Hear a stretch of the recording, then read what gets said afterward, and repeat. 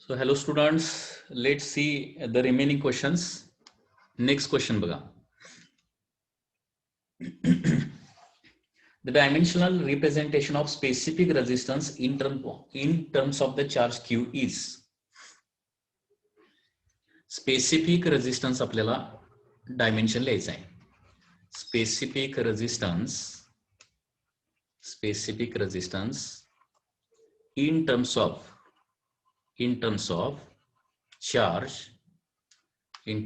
charge Q. Charge Q च्या स्वरूपात specific resistance आपल्याला लिहायचा आहे. ओके, याचं डायमेन्शन लिहायचं आहे. तर ते कसं येणार बघा. आता स्पेसिफिक रेजिस्टन्सचं समजा मला डायमेन्शन काढायचं असेल तर तुम्हाला थोडंसं करंट इलेक्ट्रिसिटी हा टॉपिक माहिती पाहिजे. करंट इलेक्ट्रिसिटी टॉपिक माहिती झाल्यानंतर स्पेसिफिक रेजिस्टन्स म्हणजे त्याला आपण ऱ्होन डिनोट करतो आणि त्याचा तुम्हाला फॉर्म्युला येतो. मग लक्षात घ्या, फॉर्म्युला काय येणार आहे, R A divided by L. हा स्पेसिफिक रेजिस्टन्सचा फॉर्म्युला आहे. ठीक आहे, R A divided by L. आणि आर म्हणजे काय असणार आहे, रेजिस्टन्स. रेजिस्टन्स म्हणजे काय, व्होल्टेज डिवायडेड बाय म्हणजे potential difference divided by current. म्हणजे आरच्या ठिकाणी काय ठेवलं मी, फी बाय आय ठेवलं इंटू ए बाय एल. आता या सगळ्याचे डायमेन्शन आपल्याला माहिती आहे. ठीक आहे, हे सगळ्यांचे डायमेन्शन ठेवल्यानंतर स्पेसिफिक रेजिस्टन्सचं डायमेन्शन कसं येणार बघा. आता पोटेन्शियल डिफरन्सचं डायमेन्शन मी पार्टच करायला सांगितलंय. M1 L2 T-3 A-1. ए म्हणजे आहे एरिया, एरियाचं असतं L2 डिवायडेड बाय आय म्हणजे करंट, करंटचं असतं A1 बरोबर. आणि एल म्हणजे लेंथ, लेंथचं असतं L1. ओके, लेंथचं काय असणार आहे L1 हे डायमेन्शन.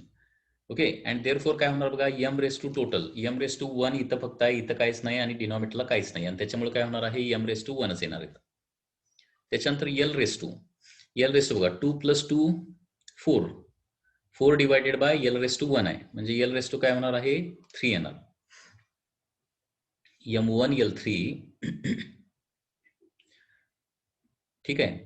T⁻² किती येणार बघा, T⁻³ फक्त आहे, बाकी कुठंच काय नाहीये, -3. आणि A⁻² किती येणार बघा, इथं A⁻1 आणि डिनॉमिनेटरला A⁻1 आहे. डिव्हिजन असेल तर पॉवरचं सबट्रॅक्शन करायचं ना. A⁻1 -1 म्हणजे किती होणार, -2 होणार. तर M1 L3 T-3 A-2. Okay, हे याचं डायमेन्शन येणार आहे.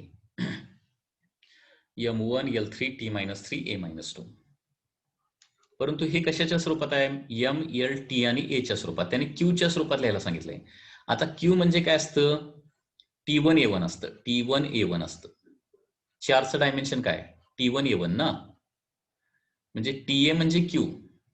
म्हणजे मी आता इथं असं करू शकतो, M1 L3 T-1 T-2 म्हणजे T-3चं काय केलं मी इथं फोल्ड केलेलं आहे, लक्षात घ्या, स्प्लिट केलेलं आहे. T-1 T-2 म्हणजे T-3 होणार हे आणि A-2. आता इथं काय होणार बघा, M1 L3 T-1 आणि T-2 A-2. ओके, म्हणजेच मी हे असं लिहू शकतो, M1 L3 T-1 आणि TA कॉमनली -2 लिहू शकतो आणि TA म्हणजे काय आहे, Q आहे, Q⁻². असं ते Qच्या स्वरूपात देखील मला कन्वर्ट करता येईल. म्हणजे T1 A1 म्हणजे Q असतं, हे अगोदर माहिती पाहिजे तुम्हाला. चार्जचं डायमेन्शन काय, T1 A1. मग T1 A1चं काय होणार आहे, Q1 होणार. T-2 A-2 काय होणार आहे, Q-2. आणि अशा प्रकारे स्पेसिफिक रेजिस्टन्सचं फायनल डायमेन्शन येणार आहे, that is M1 L3 T-1 and Q-2. आणि त्याच्यामुळे आन्सर काय येणार आहे, ए आन्सर येणार आहे. ओके, हा क्वेश्चन लक्षात आला का बघा. हा जरा नंतर रेकॉर्डिंग मध्ये रिपीट बघा, व्यवस्थित बघा, म्हणजे तुम्हाला लक्षात येईल. याच्यामध्ये काही डाऊट असलं तरी डाऊट विचारा, जरा बघून घ्या व्यवस्थित. ठीक आहे, next question number 15. Question number 15 मध्ये काय सांगितलंय, the dimensional formula for the Planck's constant and angular momentum is. तर Planck's constant and angular momentum.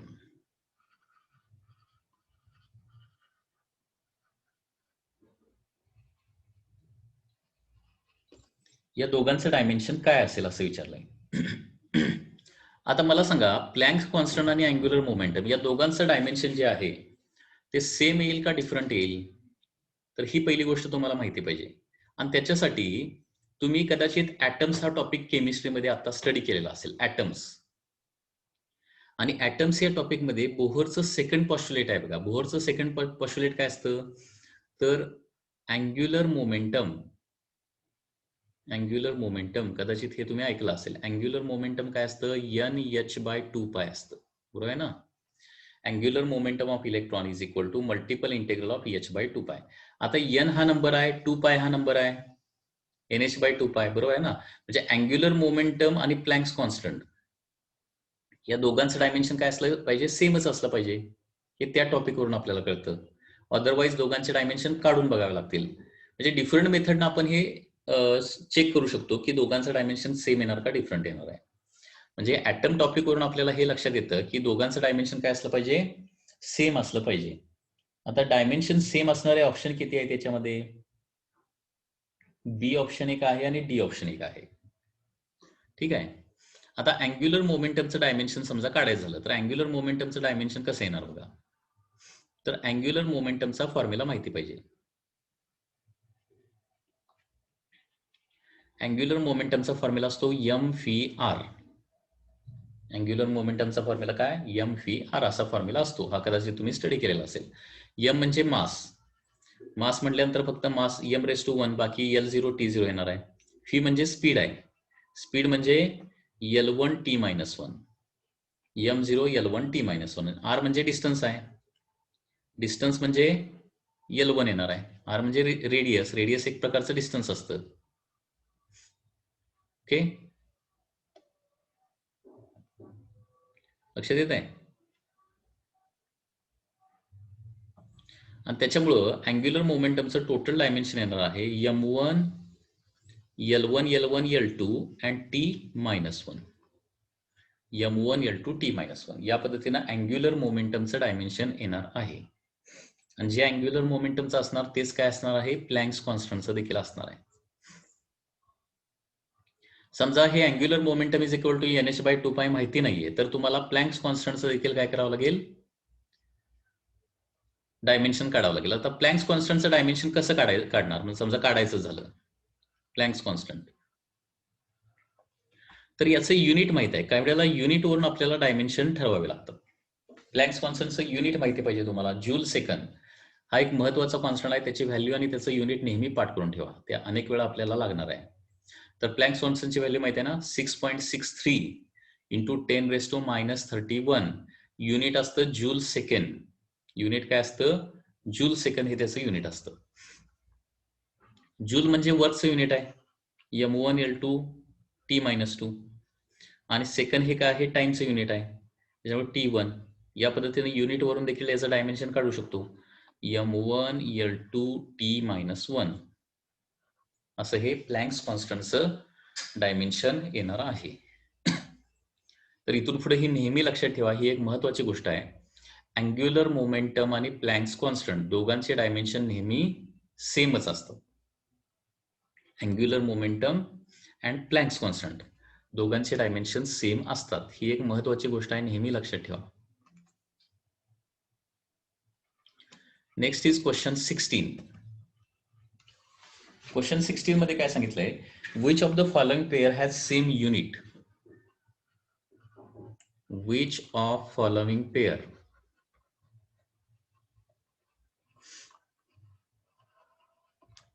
Have same unit?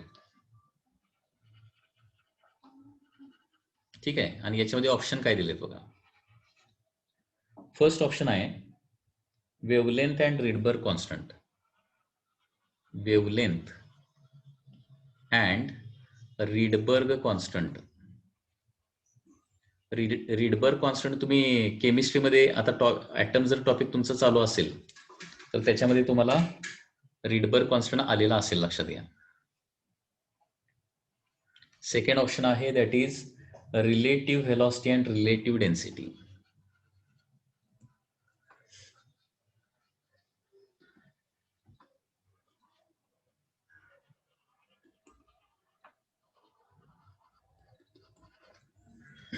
त्याच्यानंतर नेक्स्ट आहे that is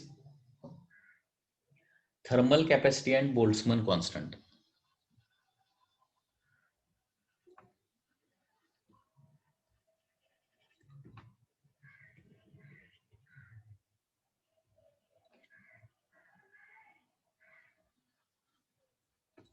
Boltzmann constant.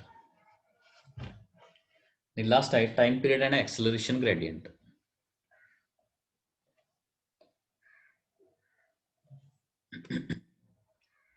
Time period and acceleration gradient. आता हे सगळ्यांचे unit आपण लिहून बघूया काय काय. बरोबर. तुम्हीच मला सांगा वेव्हलेंथचं युनिट काय येणार आहे? SI unit. एसआय सिस्टीम मध्ये युनिट वेव्हलेंथ एक प्रकारचं काय आहे? डिस्टन्स आहे. त्याच्यामुळे त्याचं एसआय युनिट काय येईल असं वाटतंय? वेव्हलेंथ. मीटर. बरोबर. रीडबर्ग कॉन्स्टंट. रीडबर्ग कॉन्स्टंट म्हणजे 1/λ येतं. 1/λ 1 अपॉन वेव्हलेंथ. त्याच्यामुळे मीटर रेस टू -1 येणार रीडबर्ग कॉन्स्टंटचं. बरोबर आहे का मी काय सांगतोय? वेव्हलेंथचं येतं मीटर आणि रीडबर्ग कॉन्स्टंटचं येतं कारण रीडबर्ग कॉन्स्टंट कुठे येतोय? 1/λ is equal to r in bracket 1/p² - 1/n² म्हणजे 1/λ आणि r या दोघांचं डायमेन्शन काय असतं? 1/λ आणि r या दोघांचं डायमेन्शन सेम असतं किंवा युनिट सेम असणार आहे.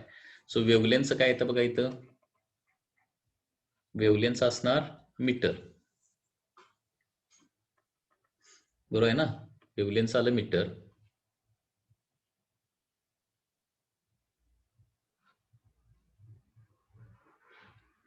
आणि रीडबर्ग कॉन्स्टंटचं काय आहे?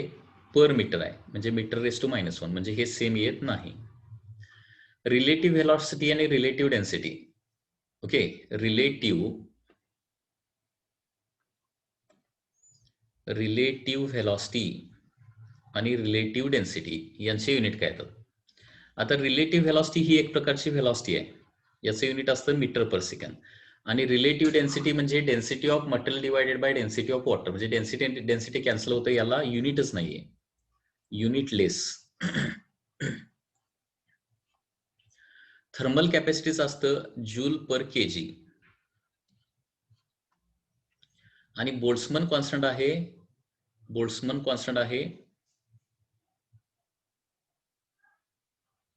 Joule per kelvin.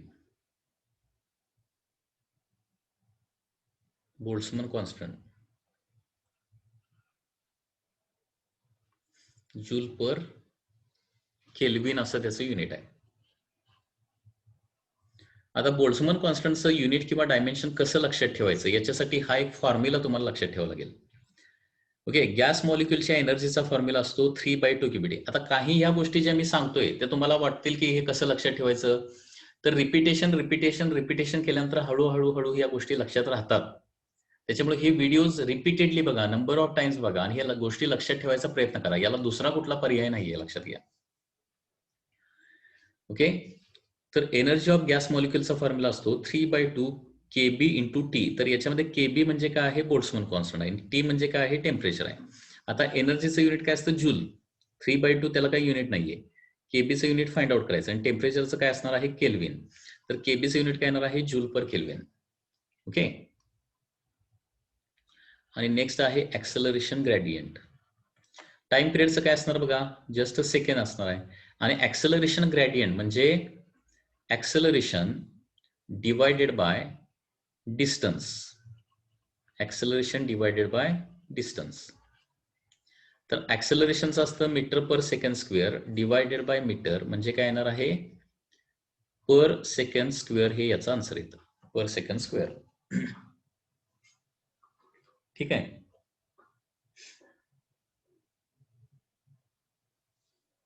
त्याच्यामुळं सॉरी, थर्मल कॅपॅसिटीचं जूल पर केजी नाहीये, जूल पर केल्विन आहे. Sorry, thermal capacity is joule per kelvin. Joule per kelvin. त्याच्यामुळे इथं बघा, सेकंड ऑप्शन मध्ये देखील युनिट सेम येत नाहीत, लास्ट ऑप्शन मध्ये देखील युनिट सेम येत नाहीत, कारण इथं सेकंद आहे आणि इथं 1/सेकंड स्क्वेअर आहे. त्याच्यामुळे थर्ड ऑप्शन जो आहे ना तो करेक्ट येणार आहे. थर्मल कॅपॅसिटीचं जूल पर केल्विन असतं आणि बोल्ट्झमन कॉन्स्टंट देखील जूल पर केल्विन असतं. त्याच्यामुळे काय येणार आहे, सी ऑप्शन याचं करेक्ट येणार आहे. हे व्यवस्थित लक्ष द्या आणि या गोष्टी लक्षात ठेवायचा प्रयत्न करा. काही डायमेन्शन इझी आहे ते लक्षात राहतात, जे थोडेसे क्वेश्चन मध्ये वेगळे डायमेन्शन येतात ना ते तुम्हाला लक्षातच ठेवावे लागतील, त्याला काय पर्याय नाहीये. नेक्स्ट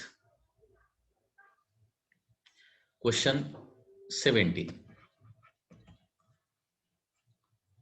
नंबर बघा. Which one of the following is not the dimensionless quantity. Which one of following is not, which one of following is not the dimensionless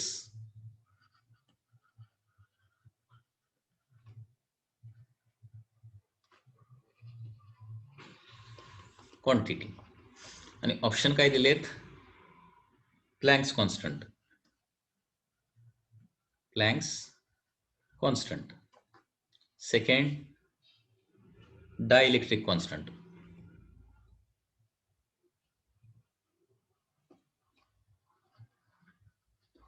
third, solid angle. And fourth, strain. तर याचा answer काय येणार बघा.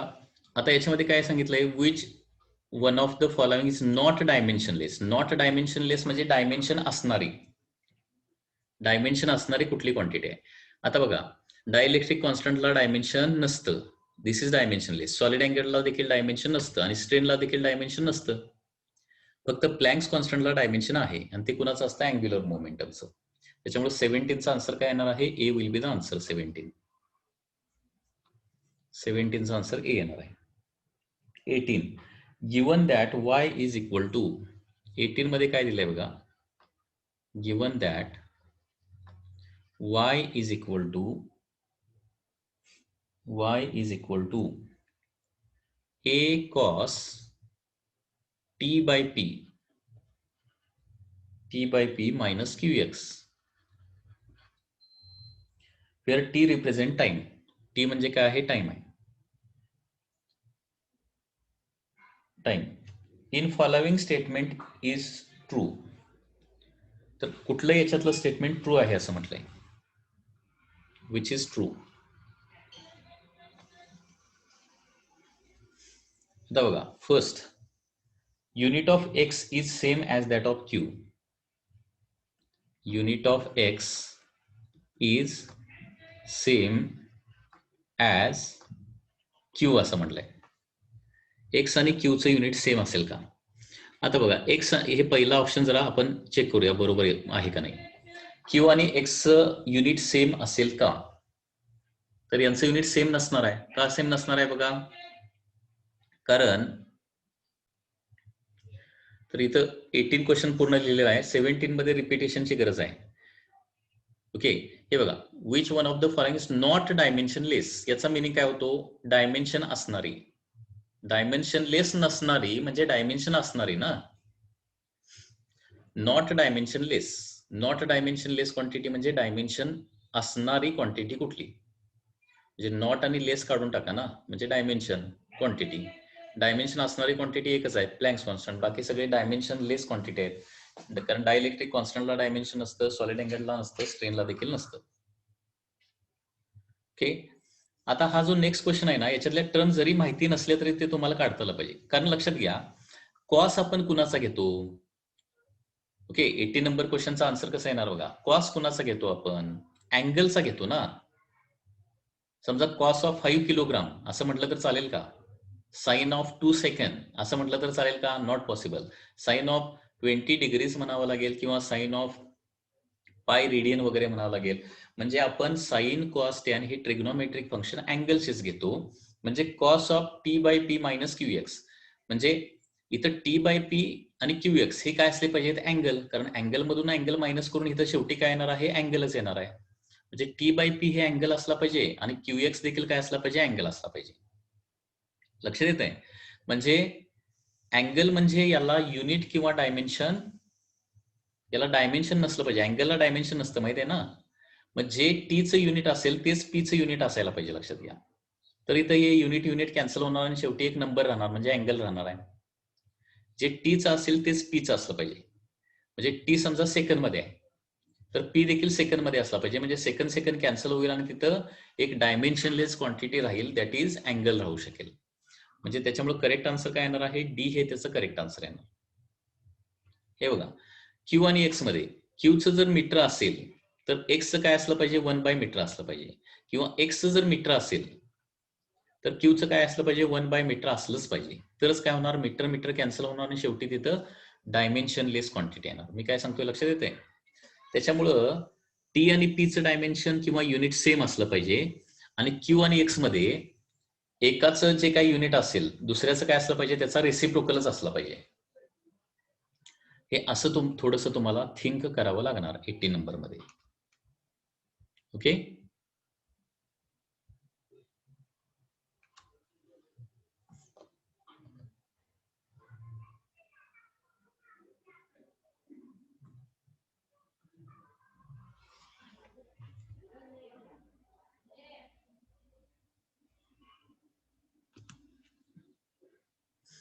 Next 19.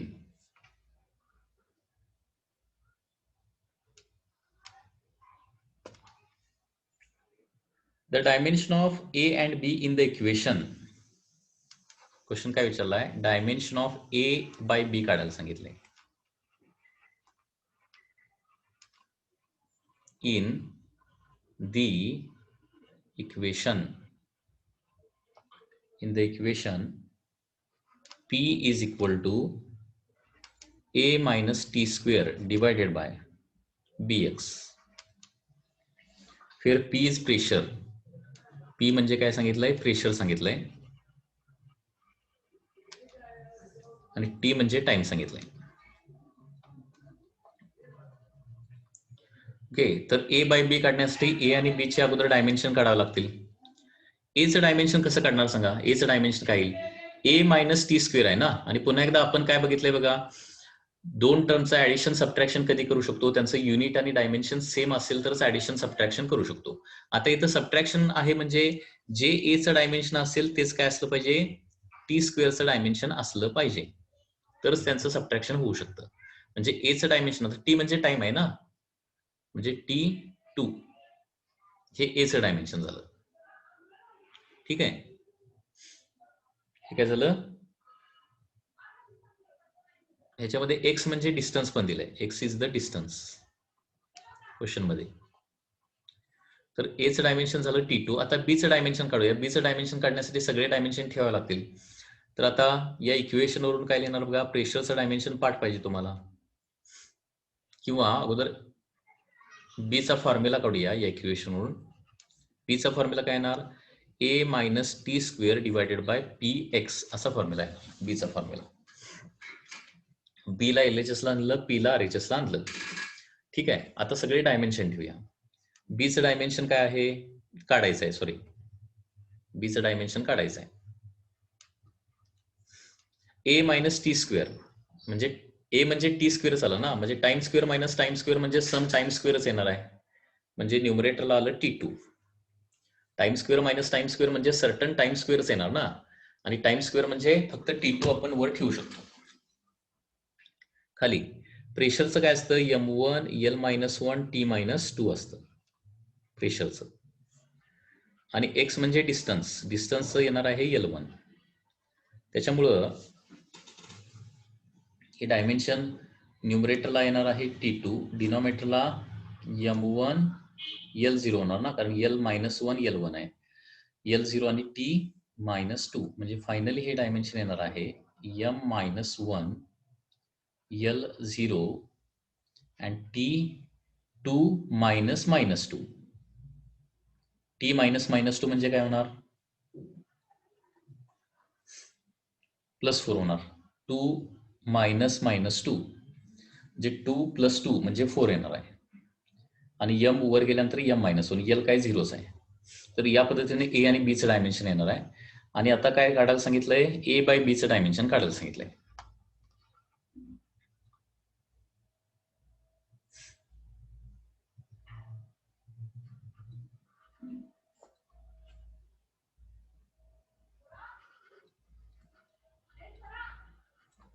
T4. So final dimension येणार m1, l0 and T2 minus 4. 2 minus 4 म्हणजे काय येणार आहे? -2 येणार.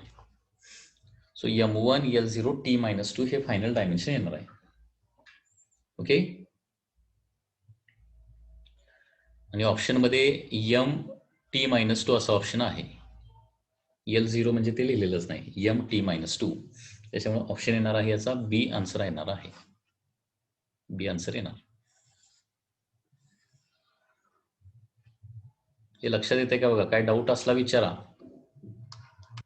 हे तुम्हाला प्रॅक्टिसच करावं लागेल. भरपूर प्रॅक्टिस करा. एवढं प्रॅक्टिस करा की याच्यातला कुठलाही प्रॉब्लेम इझिली सॉल्व्ह होईल.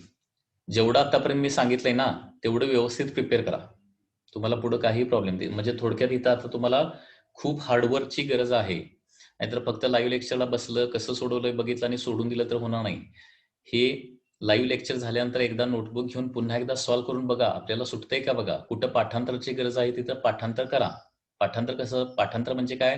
काही डायमेन्शन खूपच नवीन आहे तुम्हाला, ते पाठच करावे लागतील. पर्याय नाही आहे त्याला. Number 20. The equation of wave is given by. इथे एक इक्वेशन दिलंय. इक्वेशन काय दिलंय? y is equal to a sine omega a sine omega in bracket x by v minus k. फिर omega is the angular velocity.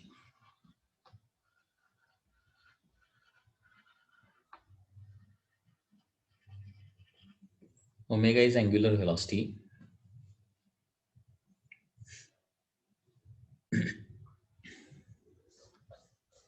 V is linear speed.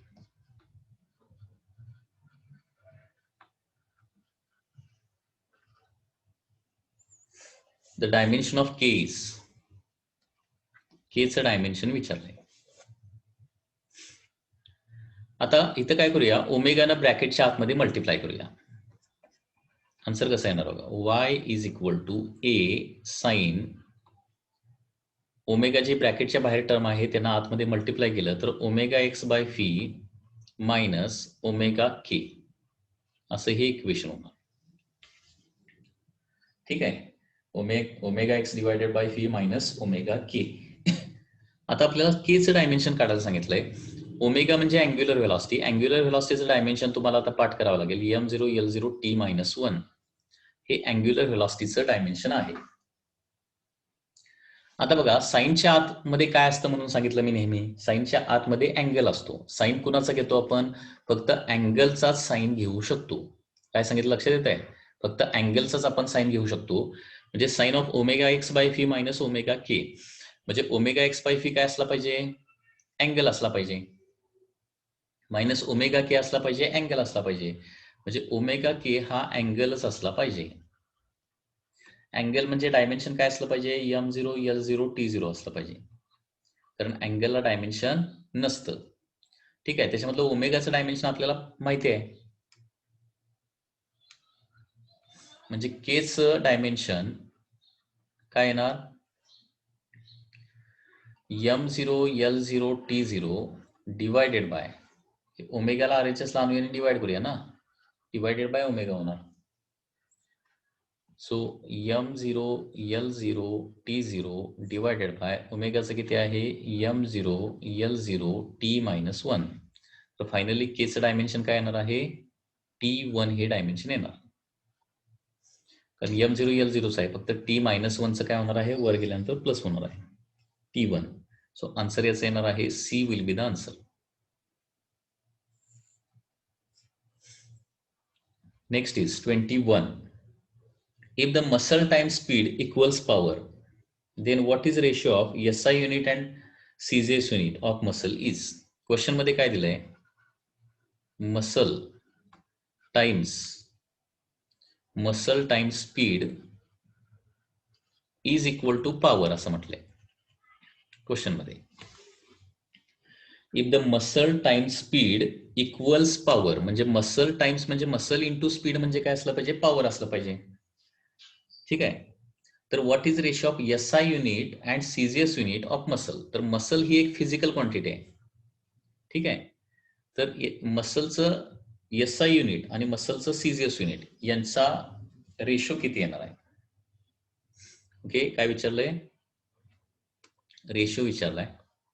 कशाचा ratio, मसलचं SI unit divided by मसलचं CGS unit, हा ratio किती येईल असं विचारलंय. Okay, बघा आता इथं हे मसल म्हणजे काय असेल, थोडंसं तुम्हाला थिंक करावं लागेल, कारण तुम्ही 10th पर्यंत एक फॉर्म्युला बघितलाय, माहित आहे ना. कुठला फॉर्म्युला, फोर्स इंटू व्हेलॉसिटी म्हणजे पॉवर असतं, किंवा फोर्स इंटू स्पीड म्हणजे पॉवर असतं. फोर्स इंटू स्पीड म्हणजे पॉवर, हा एक फॉर्म्युला माहिती पाहिजे तुम्हाला. 10th पर्यंत हा झालेला आहे formula. Force into speed is equal to power. बघा इथं पॉवर आहे, तर स्पीड आहे, म्हणजे मसल म्हणजे काय असलं पाहिजे, हे फोर्स असला पाहिजे, हे तुम्हाला लक्षात आलं पाहिजे. मग आता muscle SI divided by muscle CGS म्हणजे फोर्सचं SI सिस्टम मध्ये युनिट काय आहे, न्यूटन. मसल हा फोर्स असला पाहिजे, तरच हे रिलेशन व्हॅलिड होऊ शकतं. मसलचं SI युनिट काय आहे, न्यूटन, आणि मसलचं CGS युनिट काय आहे, time. So newton by dyne हा कन्व्हर्जन फॅक्टर आपण काढलाय की किती आहे, 10⁵ आहे. सो आन्सर येणार आहे 10⁵. कन्व्हर्जन फॅक्टर माहितीच पाहिजे तुम्हाला. सो आन्सर येणार आहे ए.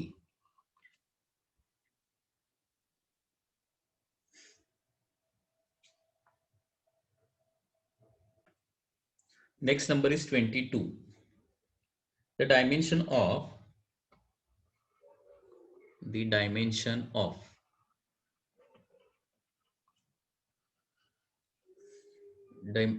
of half epsilon naught E square is, याचं डायमेन्शन काय येणार असं विचारलंय. आता इलेक्ट्रोस्टॅटिक्स मध्ये एक फॉर्म्युला आहे, काय तर एनर्जी स्टोअर्डचा फॉर्म्युला आहे half epsilon naught E square. म्हणजे हाफ इप्सिलॉन नॉट ई स्क्वेअरचं डायमेन्शन जर विचारलं तर हे दोन पद्धतीनं काढू शकताय. एक पद्धत म्हणजे हा कुणाचा फॉर्म्युला हे अगोदर माहिती पाहिजे, अदरवाईज इप्सिलॉन नॉटचं डायमेन्शन ठेवायचं आणि ईचं डायमेन्शन तुम्हाला ठेवावं लागेल. दोन मेथडनं काढता येईल.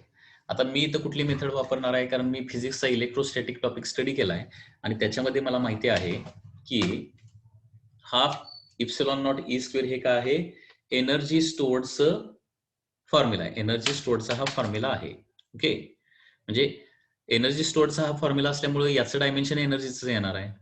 ओके, त्याच्यामुळे हाफ इप्सिलॉन नॉट ई स्क्वेअरचं डायमेन्शन येणार M1 L2 T-2. That is the answer.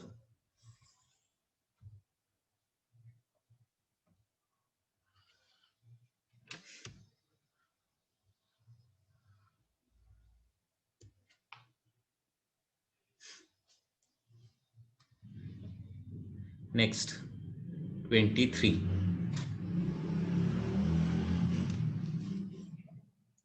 If P represent radiation pressure, C represents speed of light, and Q represent radiation energy per unit area per second. Okay, then non-zero integer x, y, z such that P, Q, C is dimensionless. याच्यामध्ये काय काय सांगितलंय बघा. P म्हणजे आहे radiation pressure. P म्हणजे काय आहे, रेडिएशन प्रेशर आहे. Q आहे, C आहे स्पीड ऑफ लाईट,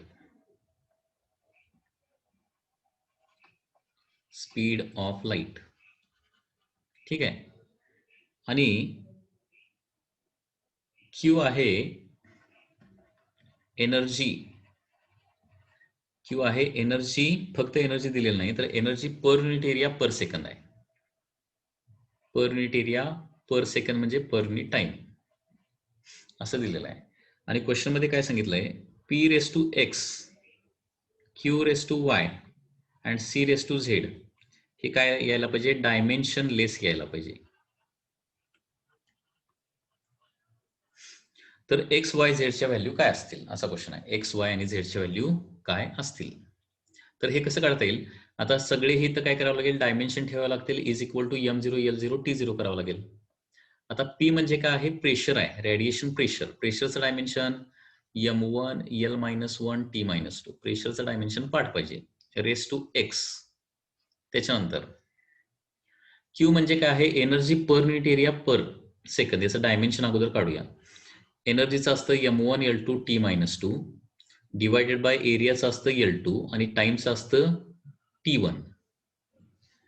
बरोबर, म्हणजे याचं डायमेन्शन येणार M1 L0 येणार, कारण L2 L2 कॅन्सल होतंय, आणि -2 -1 म्हणजे T-3 रेस टू वाय आणि into C raise to Z. C काय बघा, स्पीड ऑफ लाईट आहे ना, so M0 L1 T-1 raise to काय येणार आहे झेड इज इक्वल टू काय यायला पाहिजे, M0 L0 T0 यायला पाहिजे. आता या तिन्ही स्क्वेअर ब्रॅकेटचा एक स्क्वेअर ब्रॅकेट करायचा आहे, तर त्याच्यासाठी अगोदर पॉवरनं आतमध्ये मल्टिप्लाय करावं लागतं, माहिती आहे ना. पॉवर रेस टू पॉवर असेल तर पॉवरनं काय करायचं, आतमध्ये अगोदर मल्टिप्लाय करायचं.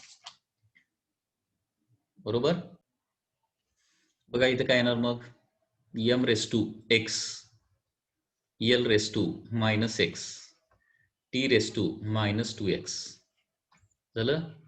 त्याच्यानंतर M raise to y, L raise to 0 आणि T रेस टू -3y. त्याच्यानंतर M raise to 0, L raise to z, T raise to -z. 0 1 आणि -1 आहे, त्याच्यामुळे z आणि -z येणार. इज इक्वल टू काय यायला पाहिजे, M0 L0 T0 यायला पाहिजे असं सांगितलंय. आता या तीन स्क्वेअर ब्रॅकेटचा एक स्क्वेअर ब्रॅकेट करूया. एमच्या टोटल पॉवर किती होणार बघा, एक्स वाय आणि 0 म्हणजे एक्स प्लस वाय येणार. L raise to, okay, L raise to किती येणार, एल रेस टू -x 0, कारण इथं 0 आहे आणि इथं काय आहे झेड आहे, -x प्लस झेड येणार. And T raise to -2x -3y -z, -2x -3y -z is equal to M0 L0 T0 आहे. बरोबर. आता जर कंपॅरिझन केलं तर राईट हँड साईडला M रेस टू 0 आहे आणि इथे x प्लस वाय आहे, म्हणजे x plus Y is equal to काय असलं पाहिजे, 0 असलं पाहिजे. त्याच्यानंतर -x प्लस झेड आहे, ही काय आहे, एल ची पॉवर आहे आणि इथे एल ची पॉवर 0 आहे, म्हणजे हे 0 असलं पाहिजे. आणि टी ची पॉवर बघा, ओके जस्ट अ मिनिट, काय होणार बघा, -2x -3y -z is equal to 0 यायला पाहिजे. बरोबर. आता हे सगळं सोडवत बसण्यापेक्षा काय करायचे, ऑप्शन्स बघायचे. आता x प्लस वाय म्हणजे 0 आहे, बरोबर आहे, म्हणजे x जर -1 असेल तर y +1 असलं पाहिजे, किंवा x किती +1 असेल तर y -1 असलं पाहिजे. आणि x आणि y च्या व्हॅल्यू प्लस आणि मायनस किती ऑप्शन मध्ये आहेत, तर बी आणि सी मध्ये. बी मध्ये x इज इक्वल टू 1 आहे आणि y इज इक्वल टू -1 आहे. तसंच -x प्लस झेड म्हणजे 0, म्हणजे x जर 1 असेल तर झेड किती असला पाहिजे, 1च असला पाहिजे, बरोबर आहे ना, म्हणजे x आणि झेड सेम पाहिजे. आता एक्स सगळे जे ऑप्शन आहेत त्याच्यामध्ये एक्स वाय आणि झेडच्या ज्या व्हॅल्यू आहेत, एक तर +1 आहेत किंवा -1 आहे, असे ऑप्शन आहेत. ठीक आहे. तर हे जर बघितलं तर याच्यावरून लक्षात येईल की एक्स आणि झेडची व्हॅल्यू काय असली पाहिजे, सेमच असली पाहिजे, कारण X is equal to Z येते ना. तर X is equal to Z किती ऑप्शन मध्ये आहे, आणि एक्स आणि वाय दोन्ही 1 1 पाहिजेत आणि एक प्लस आणि एक मायनस पाहिजे. असा जो ऑप्शन आहे ना त्याच्यामध्ये तो एकच आहे आणि तो ऑप्शन कुठला आहे? बी ऑप्शन आहे. So B option is correct. याचा आन्सर काय येणार आहे? बी. बी कसं आहे ते लक्षात येते का बघा. अगोदर एक्स वाय झेड मधले आपण फॉर्म्युले काढले सगळे आणि नंतर ऑप्शन मध्ये बघितलं तर ऑप्शन मध्ये एक्स वाय आणि झेडच्या व्हॅल्यू एक तर 1 तरी आहे नाहीतर -1 तरी आहे. तर याच्यामध्ये पहिली गोष्ट तुम्हाला काय कळते, पहिले दोन इक्वेशन फक्त बघितले तर X is equal to Z येतं, म्हणजे एक्स ची 1 असेल तर झेड ची 1च असली पाहिजे किंवा एक्स ची -1 असेल तर झेड ची -1 असली पाहिजे. ठीक आहे. आता एक्स ची 1 आणि झेड ची 1 असा बी ऑप्शन आहे. ठीक आहे. आणि वाय ची व्हॅल्यू जी आहे ती एक्स ला अपोजिट असली पाहिजे, म्हणजे -1 असली पाहिजे. म्हणजे एक्स ची 1 असेल तर वाय ची -1 असली पाहिजे. त्याच्यामुळे बी हा ऑप्शनच इथं काय येतोय? करेक्ट येतोय. म्हणजे ऑप्शन बघून याचा आन्सर आपल्याला काढता येतं, सांगता येतं. नेक्स्ट आहे 24 नंबर. The unit of length, velocity and force are doubled. बघा काय सांगितलंय? Unit of length, velocity and force are doubled असं म्हटलंय. Which of the following is correct change in the other unit? Which of following is correct असं म्हटलंय.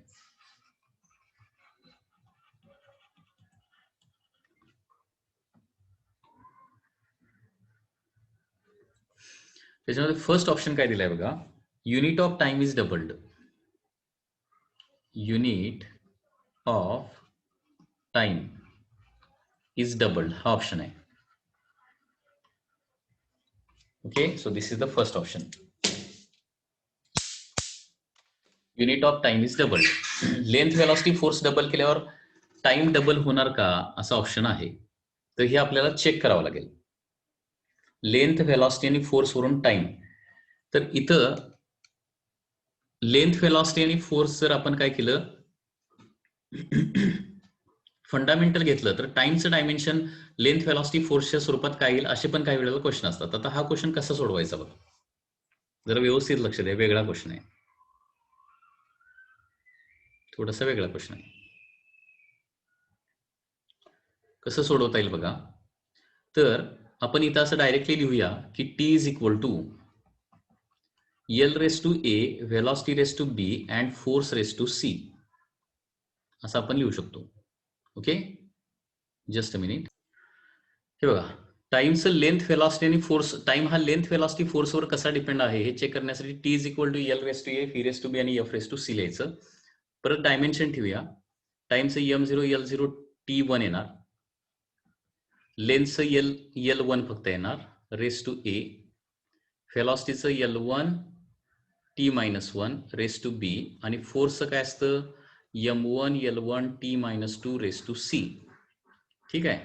आता finally अगोदर पॉवरनं मल्टिप्लाय करूया. एल रेस टू ए इथं झालं, इथं L raise to B T raise to -बी आणि इथं M raise to C L raise to C T raise to -2c येणार. ठीक आहे.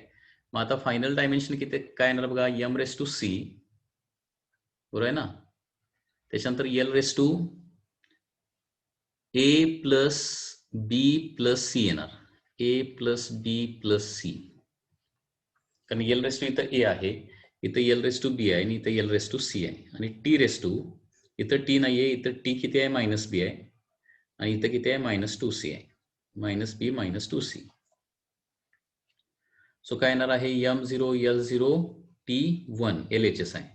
कम्पेअर केलं तर C इज इक्वल टू 0 येणार, C इज इक्वल टू 0 आणि M raise to 0 M raise to C.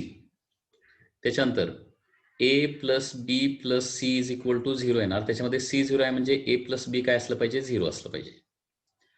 आणि त्याचबरोबर इथं टी ची पॉवर कम्पेअर केली तर -b -2c is equal to काय असलं पाहिजे, 1 असलं पाहिजे. म्हणजे इथं आता पुन्हा एकदा C0 आहे बघा, C0 असेल तर -b इज इक्वल टू 1 येणार आणि b इज इक्वल टू -1 येणार आहे. आता b -1 असेल आणि इथं ठेवलं b इज इक्वल टू -1 तर a किती असलं पाहिजे, कारण a is equal to -b येणार, b पलीकडे गेलं तर. आणि A is equal to minus of -1 म्हणजे काय येणार आहे, A should be equal to 1 असलं पाहिजे.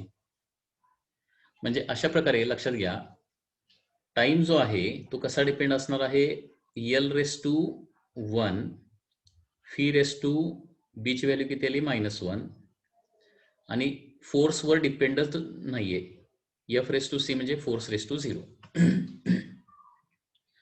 आता पॉवर मायनस म्हणजे काय येणार आहे, डिनॉमिनेटरला येणार ती टर्म L/v, म्हणजे टाइमचा फॉर्म्युला काय येतो, L/v असा फॉर्म्युला येतो टाइमचा. टाइमचा फॉर्म्युला काय येतो, L/v येतो. आता बघा, L, v आणि F डबल केलं, लेंथ पण डबल केली आणि व्हेलॉसिटी पण डबल केली, म्हणजे न्यूमरेटर पण डबल केला आणि डिनॉमिनेटर पण डबल केला, तर टाइम काय होईल, डबल होईल का, नाही होणार. So unit of time will remain as it is असा आन्सर पाहिजे होतं, म्हणजे हा ऑप्शन काय येतोय, रॉंग येतोय. सेकंड ऑप्शन काय दिलाय बघा याच्यामध्ये, unit of mass is doubled.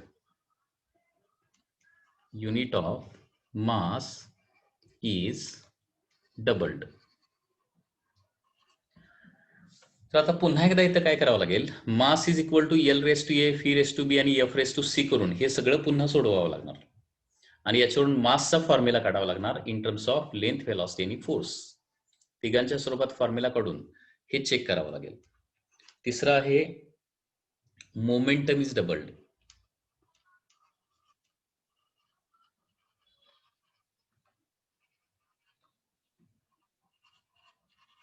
पुन्हा एकदा त्याच स्टेप्स, LHS ला momentum is equal to L⁻A φ⁻b F⁻c करायचं आणि त्याच्यावरून ABCच्या व्हॅल्यू काढायच्या आणि त्याच्यावरून तुम्हाला हे आयडेंटिफाय करावं लागेल. आणि फोर्थ आहे unit of energy is doubled.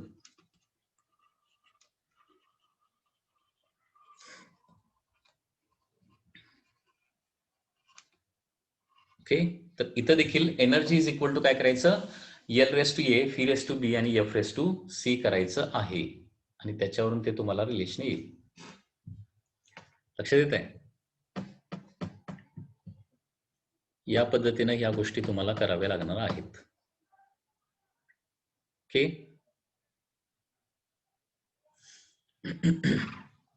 म्हणजे हे अजून एक्झाम्पल जे आहे ते अजून 4 टाइम्स तुम्हाला सोडवावं लागेल आणि हे अजून एकदा सोडवलं, अजून 3 टाइम्स सोडवावं लागेल आणि 3 टाइम्स सोडवल्यानंतर तुमचा करेक्ट आन्सर येणार आहे. कसं सोडवायचं हे मी तुम्हाला सांगितलं, हा तुम्हाला होमवर्क घ्या आणि या पद्धतीनं मास, मोमेंटम, एनर्जी वगैरे सगळ्याचं जे फॉर्म्युले आहेत ते फॉर्म्युले काढा आणि फॉर्म्युले काढून ते चेक करा. ठीक आहे. आणि last question number 25. Assuming that mass of the largest stone that can be moved by flowing river depends on, तर मास कशावर डिपेंड आहे असं दिलंय, mass depends on velocity of the water phi, density of water rho and acceleration due to gravity g. Okay, then m is directly proportional to काय म्हणलंय. आता मासचा formula fee row जीच्या स्वरूपात काढायला पाहिजे. सो नेहमी प्रमाणे आपली मेथड वापरूया. m is equal to φ⁻A ρ⁻b g⁻c आणि m आणि फी मधलं रिलेशन विचारलंय, म्हणजे a ची व्हॅल्यू किती असेल ते काढायला सांगितलंय. मग LHS ला काय येणार बघा, m1 L0 T0 कारण ते मास आहे. RHS ला व्हेलॉसिटी म्हणजे L1 T-1 raised to a, density m1 L-3 T0 raised to b आणि acceleration due to gravity m0 L1 T-2 raised to c. Power आतमध्ये मल्टिप्लाय करूया.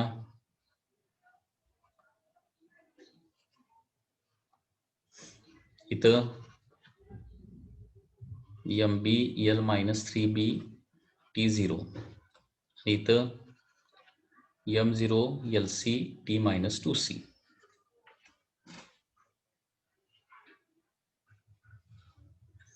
तिन्ही स्क्वेअर ब्रॅकेट एक करूया.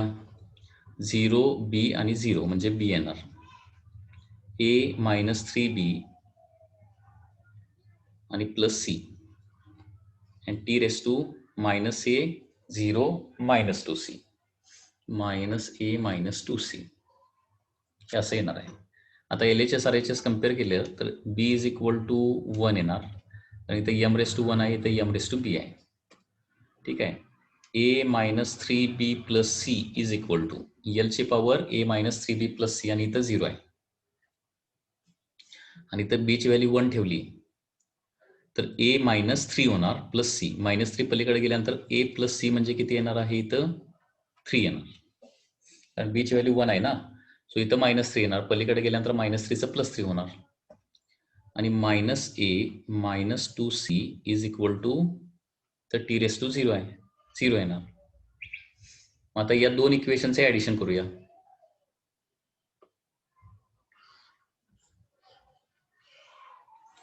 हे कुठलं हे एक इक्वेशन आणि हे एक इक्वेशन यांचे ऍडिशन करूया म्हणजे a plus C is equal to 3 आहे आणि मायनस a मायनस 2c हे 0 आहे दोन इक्वेशनची ऍडिशन केली तर a मायनस a कॅन्सल होणार c मायनस 2c म्हणजे minus c is equal to 3 येणार so c is equal to minus 3 येणार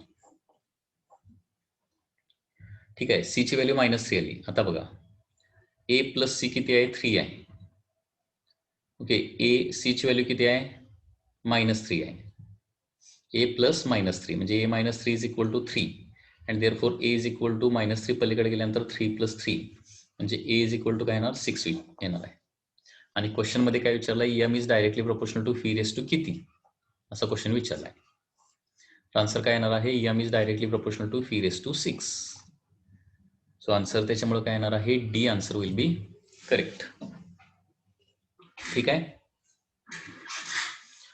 तर या पद्धतीनं आज आपण नंबर ऑफ क्वेश्चन सॉल्व्ह केलेले आहेत हे नंबर ऑफ क्वेश्चन तुम्हाला होमवर्क असणार आहे ते होमवर्क मी करायला लावणार आणि तो तुम्ही मला पाठवायचा आहे ग्रुपवर हा होमवर्क कंपल्सरी करायचा आहे हे सगळे जे 25 प्रॉब्लेम सॉल्व्ह केलेले आहेत ते रिपीट तुम्ही सगळे सॉल्व्ह करायचे एखादा अवघड वाटला तर आणखी 1-2-3 वेळा सॉल्व्ह करा त्याच्यामध्ये जे जे डायमेन्शन येतात ते पाठ करायचा प्रयत्न करा आणि या पद्धतीनंच प्रिपरेशन तुम्ही करू शकताय okay So this is all for today's lecture of the physics.